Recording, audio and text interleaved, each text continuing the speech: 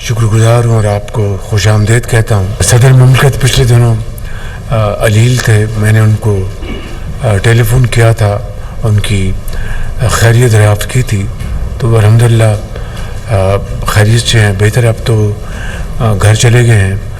تو میرا خیال ہے کہ ہم سب اللہ تعالیٰ سے دست بدعا ہیں کہ اللہ تعالیٰ ان کو صحت کاملہ عطا فرمائے. ابھی ایران کے جو صوبہ سیستان ہے, وہاں پر 8 بے گناہ پاکستانیوں کو شہید کر دیا گیا دہشت گردی کے واقعے میں, جس کی ہم جتنی بھی مذمت کریں کم ہے.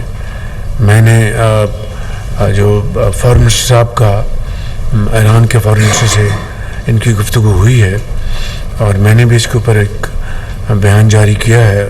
امید کی جانی چاہیے کہ ایرانی حکومت جو قاتل ہیں ان کو فی الفور گرفتار کر کے ان کو قرار واقعی سزا دے گی. الحمدللہ سیکرٹری پاور اور وزیر فائننس, سیکرٹری فائننس اور سیکرٹری انرجی اور متعلقہ تمام افراد کی بھرپور معاونت سے آپ کو علم ہے کہ 7.5 روپے بجلی کی قیمتوں میں کمی کی جا چکی ہے, جو کہ تمام پاکستان کے تمام صارفین کے لیے ہے, چاہے وہ گھریلو صارفین ہیں, چاہے وہ کاروباری حضرات ہیں, ایکسپورٹرز ہیں, چاہے وہ انڈسٹریز ہیں جن کا تعلق زرعی شعبے سے ہے. سب کے لیے یہ فیسلٹی دی گئی ہے. اور یہ میں سمجھتا ہوں کہ اس میں ان تمام وزراء, سیکرٹریز اور اس میں محمد علیز صاحب بھی شامل ہیں, اور جس میں ہمارے national coordinator power task force کے وہ بھی شامل ہیں. ان تمام لوگوں کی بڑی پوری کوششوں سے سب ملا کے یہ 7.5 روپے ایک بہت بڑا چیلنج تھا, بہت بڑا, لیکن اللہ تعالیٰ نے اس میں ہمیں سرخرو کیا, اور قوم کو ہم نے بالآخر آپ سب نے اپنی اجتماعی کاوشوں سے مل کر قوم کو ایک آپ نے یہ عید کا تحفہ دیا, جس سے کہ یقیناً ہماری معیشت کو بہت انشاءاللہ فائدہ پہنچے گا. اور اب ایک موقع پھر آیا ہے کہ عالمی منڈیوں میں تیل کی قیمتیں پھر نیچے آئی ہیں. اب حالیہ جو قیمتیں گری ہیں, یہ جو آپ نے دیکھا کہ چاہے وہ کبھی خبر آتی تھی کہ یوکرین میں جنگ بند ہونے والی ہے تو قیمتیں گرتی تھیں, پھر یہ جو ٹیرف لگے ہیں اس کے نتیجے میں بھی قیمتوں کا اتار چڑھاؤ جاری ہے. تو آج 15 ہیں, تو آج انشاءاللہ قیمتیں تیل کی اور پیٹرول کی کم ہونے جا رہی ہیں. وہ ابھی شام کو اس کا اعلان ہو جائے گا. تو میں آپ کو یہ بتانا چاہتا ہوں کہ ہم نے سوچا کہ اس سے یعنی ہم اس کو روک لیں گے, ریٹین کریں گے, عوام کو پاس آن نہیں کریں گے.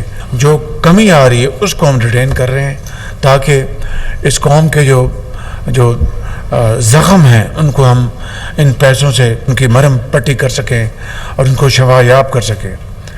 تو اس کے لیے ہم نے بڑی سوچ بچار کے بعد یہ طے کیا ہے, اور میں آپ سے یہ شیئر کر رہا ہوں کہ کراچی, کلات, خضدار, کوئٹہ اور چمن, یہ جو ہے اس کو خونی سڑک کہتے ہیں, یہ سنگل روڈ ہے, لیکن فنڈز کے بغیر تو اپنا یہ مکمل نہیں ہوگا. اب پاکستان میں الحمدللہ آپ دیکھیں کہ کے پی سے لے کے سکر تک بہترین موٹر وے بن چکی ہے.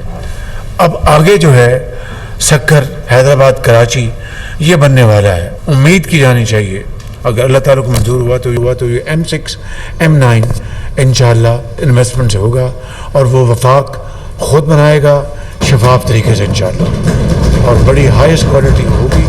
جس طرح باقی میاں نواز شریف نے موٹر وے بنائی, یہ بھی انشاءاللہ وفاق بنائے گا, اور ہائیسٹ کوالٹی کی موٹر وے ہوگی from Sukkur to Hyderabad, Hyderabad to Karachi. اب آئیں یہ جو ریلیف مل رہا ہے، 2000 لوگ اس خونی سڑک نے نگل لیے ہیں.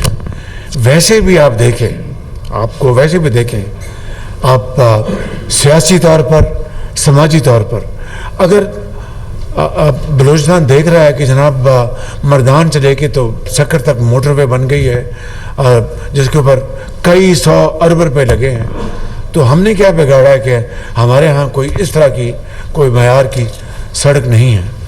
تو یہ میں نے 2022-23 میں 2 وے ہائی وے کا ہم نے وہاں پر سنگ بنیاد رکھا تھا، مگر اس کے اوپر کوئی خاص خاطر خواہ کام نہیں ہوا. اب ہم نے بہت سوچ بچار کے بات طے کیا ہے، اور میرا یہ ایمان ہے کہ چاروں صوبے 4 بھائیوں کی طرح ہیں.